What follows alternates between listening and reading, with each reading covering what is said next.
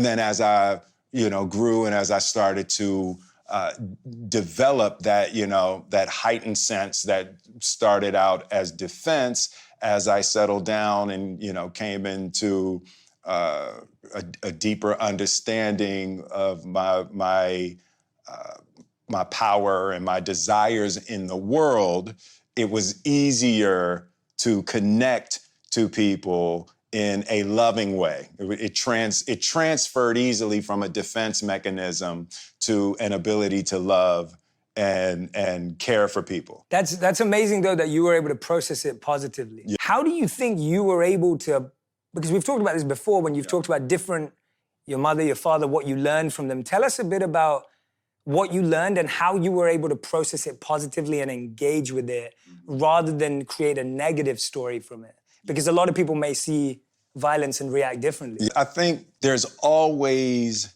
an aspect of us that when we feel unloved, in any capacity, in any relationship, when we feel unloved, when we feel mistreated, when we feel somehow disrespected, it's a natural reaction to want revenge.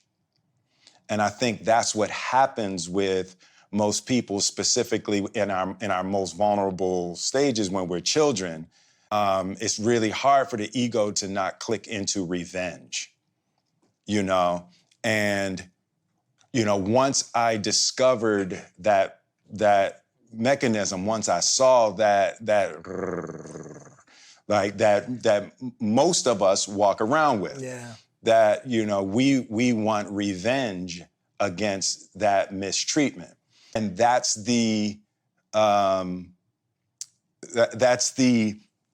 paradoxical conflict that we all live in. Yeah. And most of us don't want to hear that.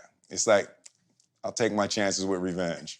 I'm gonna take my chances with punching this dude in the face or cussing this girl out or whatever it takes. And for me, I had such a beautiful example of loving kindness in my grandmother. I want to show what it looks like to be loving and kind and giving and forgiving.